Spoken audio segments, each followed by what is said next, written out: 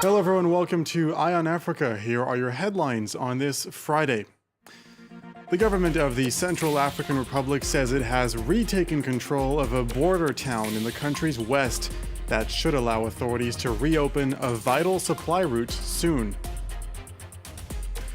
We will take you to the South African laboratory where important research is being carried out on COVID-19 and its variants. The facility is where the South African variant was first discovered before spreading to dozens of other countries. And they call it the Switzerland of the DR Congo. Farmers in these lush rolling hills have been making cheese here since the 1950s. Our reporters went to find out whether it's too Gouda to be true. We begin in the Central African Republic, where clashes between a rebel coalition and the National Army have raged since mid-December. One of the consequences of this violence is the blocking of the main road that supplies the landlocked country from Cameroon. On Thursday evening, the government announced that it had taken over the last town on this route at the western border, and that it would soon be able to reopen the road. But as our correspondent Clément Di Roma explains, that may take some time. Despite the government saying this supply route between Cameroon and Bangui has reopened, an announcement that comes after the takeover of several strategic towns in the west of the country by the National Army and its allies, the situation on the supply route is still very tense, and the government says that it will take several days to be certain that it is well secured, and thus allow the convoys to go back and forth. Only one convoy has been able to reach Bangui in the last 50 days, and it was 13 United Nations trucks with an armed escort. 1,600 trucks are still stranded on the other side of the border, including several hundred with humanitarian aid on board. The International Committee of the Red Cross hopes that they'll be able to bring food and equipment starting next week. It's difficult to predict what will happen, but our efforts are certainly to bring back the trucks that left the Central African Republic this week and to bring them back with the essential goods for our operations and for the population at the start of next week.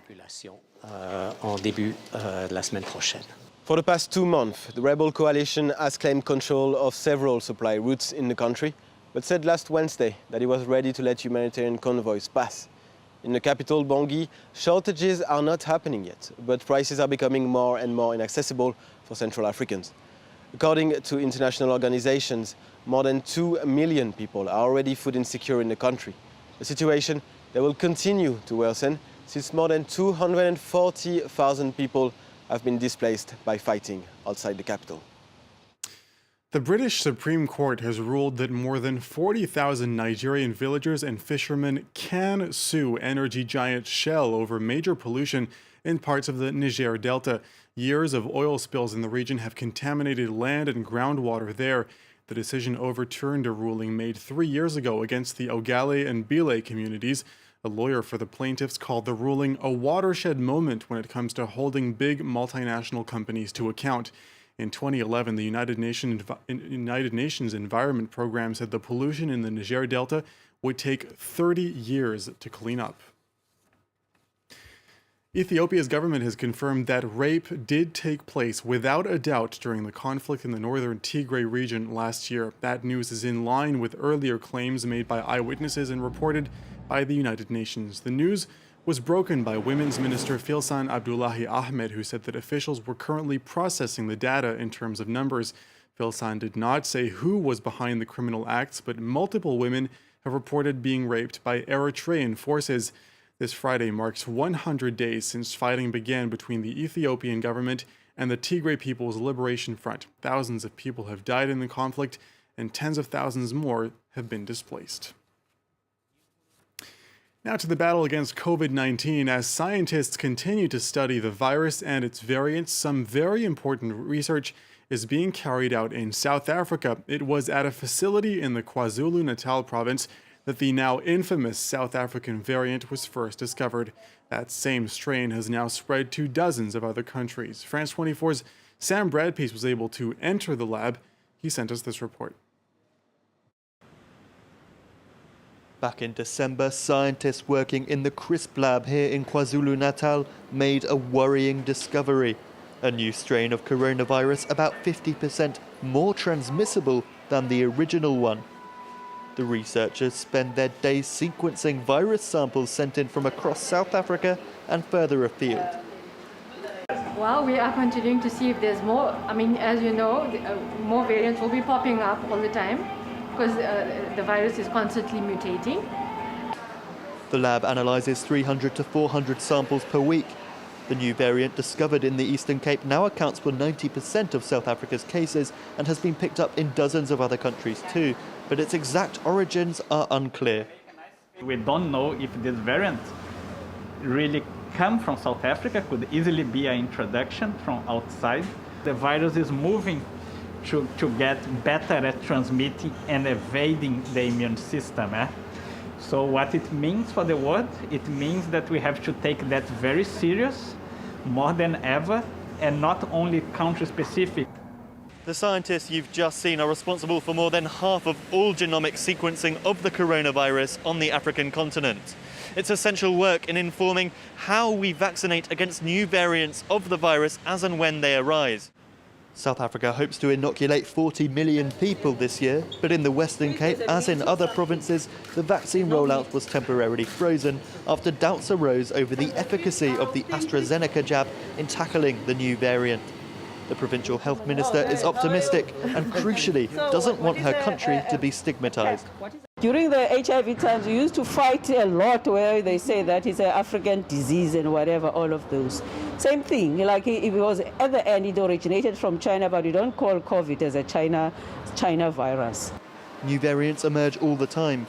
The correct term for the one discovered here is a bit of a mouthful, 501YV2.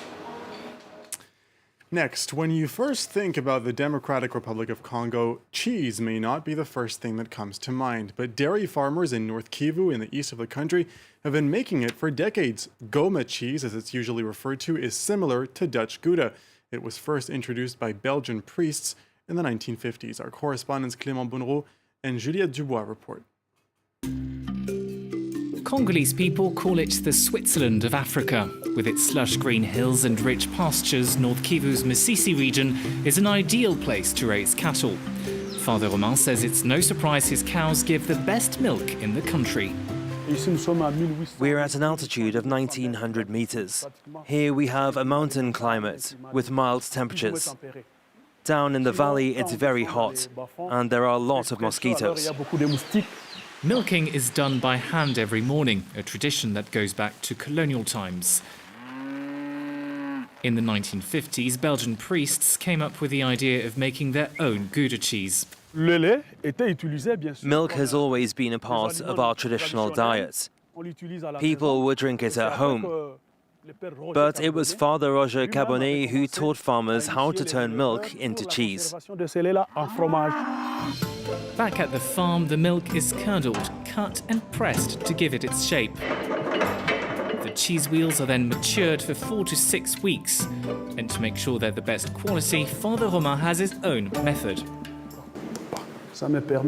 This is how I check for holes. During the ripening process, some cheeses develop holes because of the air trapped inside, and they start to swell. Cheese from North Kivu is hugely popular across DR Congo, including in the capital, Kinshasa. In fact, Congolese people like it so much, local shops often run out of stock. It tastes amazing because they only use natural ingredients. It's just milk.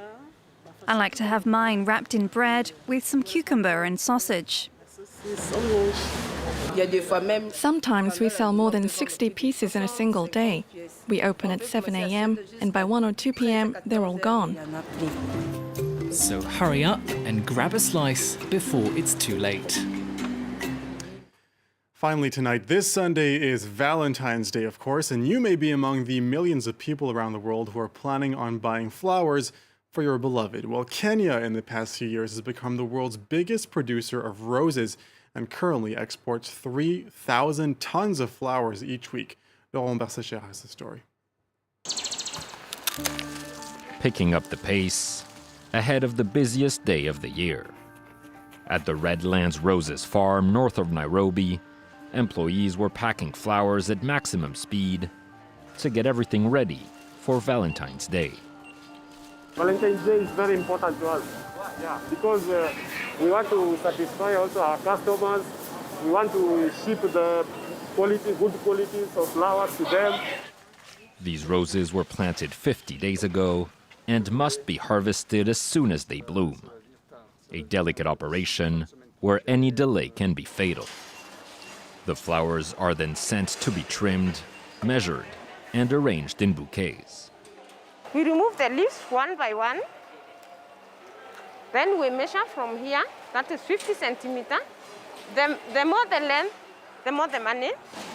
The final step is also the most intricate, shipping the roses all the way to Europe in temperatures that cannot exceed 8 degrees Celsius. Most of these flowers will then be sold in Eastern Europe and Russia, but also at the Rungis market in Paris. A place like Paris, I'm going to find our product there, and I'll be proud. I have handled it right from the greenhouse up to here.